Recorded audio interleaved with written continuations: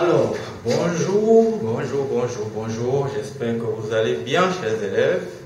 Alors, je vous accueille aujourd'hui pour une nouvelle vidéo qui va concerner exactement un nouveau chapitre qu'on va aborder ce jour.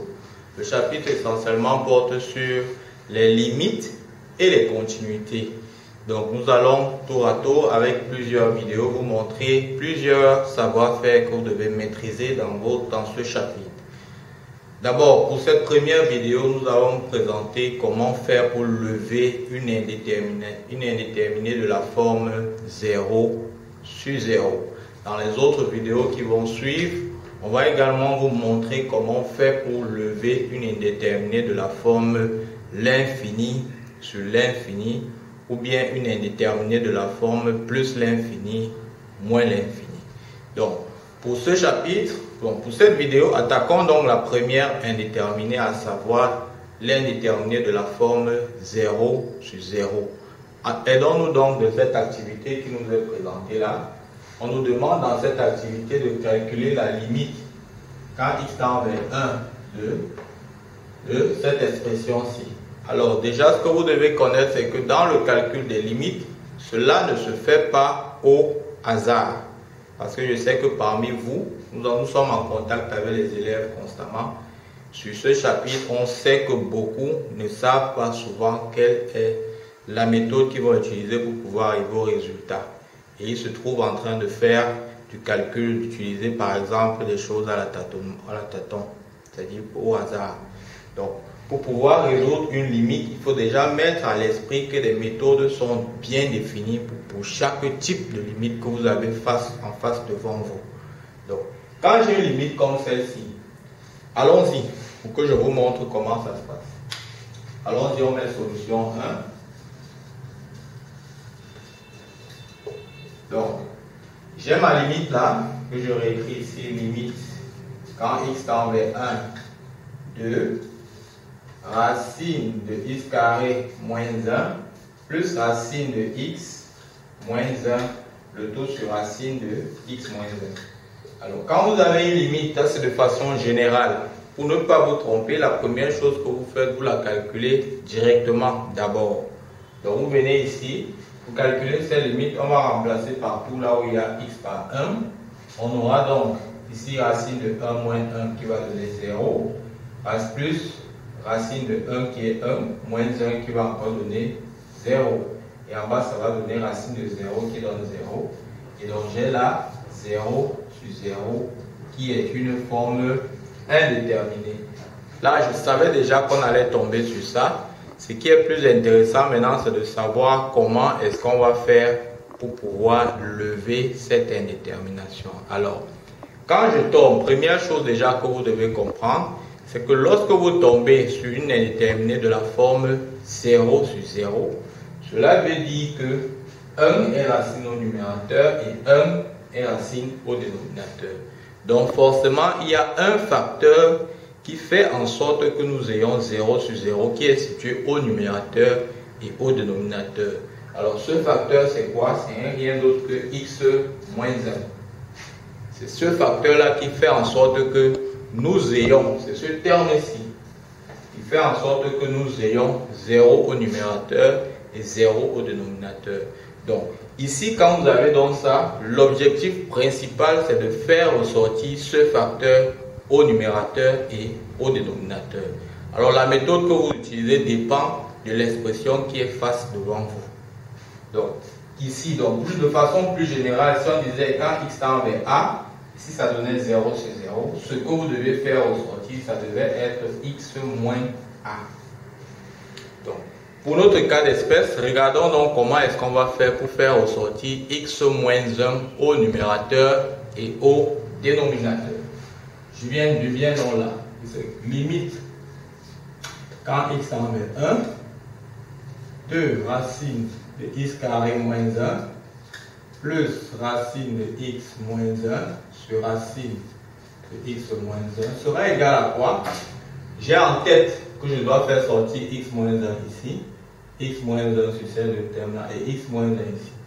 Alors pour le premier cas, ce que je vais faire, je vais conjuguer. Pour le second cas, je vais également conjuguer. Donc ça va me faire donc limite quand x tend vers 1, je mets ma barre de fraction.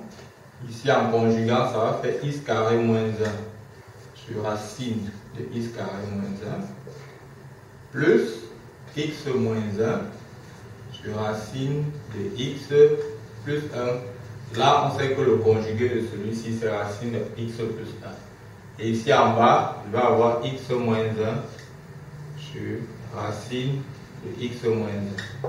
C'est simple, le conjugué de racine de a, c'est racine de a, tout simplement. Le conjugué de racine de a, c'est racine de a. Donc quand j'ai donc écrit ceci, maintenant ce que je vais faire, c'est isoler x moins 1 au numérateur et au dénominateur. J'ai donc limite de x moins 1 facteur de x plus 1 sur racine de x carré moins 1 plus x moins 1 sur racine de x plus 1 plus sur x moins 1 sur racine de x moins 1. Alors quand x tend vers 1, bien entendu. Donc je viens là, venez là. On a ici x moins 1, x moins 1, on va le mettre en facteur. X moins 1, on le met également en facteur.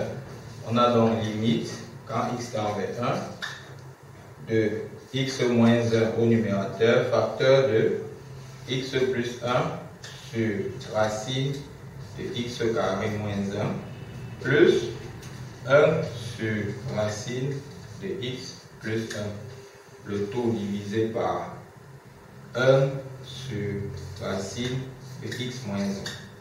Voilà. Donc on a x moins 1 ici, je vous en prie, facteur de ça. Voilà. Une fois qu'on a donc isolé x moins 1, on le simplifie. C'est un peu comme si on avait un parasite qu'on essayait d'éliminer et qu'on a retrouvé. Donc on va le simplifier et ça va disparaître. Quand on le simplifie, donc on reste donc avec limite de quand x tend vers 1. Je mets ma barre de fraction. En haut, j'aurai x plus 1 sur racine de x carré moins 1 plus 1 sur racine de x plus 1. Le tout divisé par 1 sur racine de x moins 1. Alors, le terme étant égal au terme 1 sur racine de 1, quand je le fais monter, j'ai donc limite de x plus 1 sur racine de x carré moins 1 plus 1 sur racine de x plus 1. Le tout multiplié par racine de x moins 1. Voilà ce que j'obtiens. Maintenant, je distribue donc racine de x moins 1 sur chaque terme ici. Je vais avoir limite quand x tend vers 1 de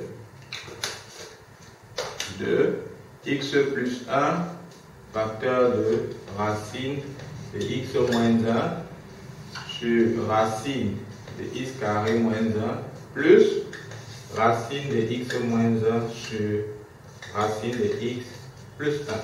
Voilà. Maintenant, quand j'ai ça, je constate que dans racine de x carré moins 1, puisque x carré moins 1, c'est x moins 1 facteur de x plus 1. Je viens là donc, je sépare ça pour simplifier.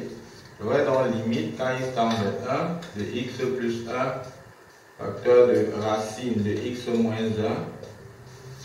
Ça là étant, ça va faire racine de x moins 1 facteur de racine de x plus 1 plus racine de x moins 1 sur racine de x plus 1. Voilà. Quand j'ai donc ça, maintenant il ne me reste plus qu'à simplifier. Voilà. Il me reste donc plus qu'à simplifier. Je vais donc simplifier ce terme-ci. De ça et ça là, je simplifie. J'aurai donc limite de x plus 1 sur racine de x plus 1 plus 1 racine de x moins 1 sur racine de x plus 1. Maintenant, quand x tend vers 1, je viens donc ici. Ici, là, je viens donc et je vais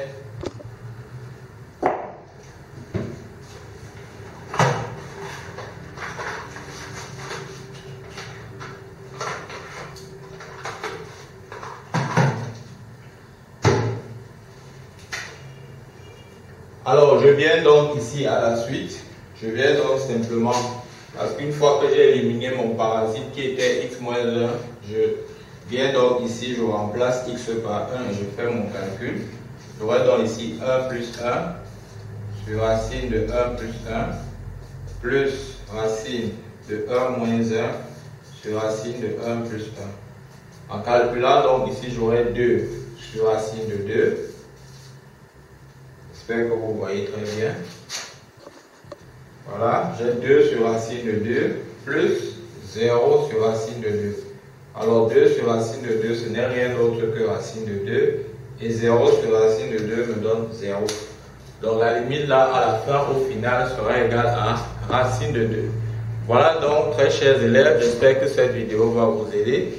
Il était donc question au départ de pouvoir vous montrer comment est-ce qu'on fait pour déterminer, pour lever une indéterminée de la forme 0 sur 0. J'espère bien que vous utilisez cette vidéo à bon escient et que vous n'aurez plus ce problème à l'avenir. D'ici là, je vous dis à très bientôt pour de prochaines vidéos. Merci.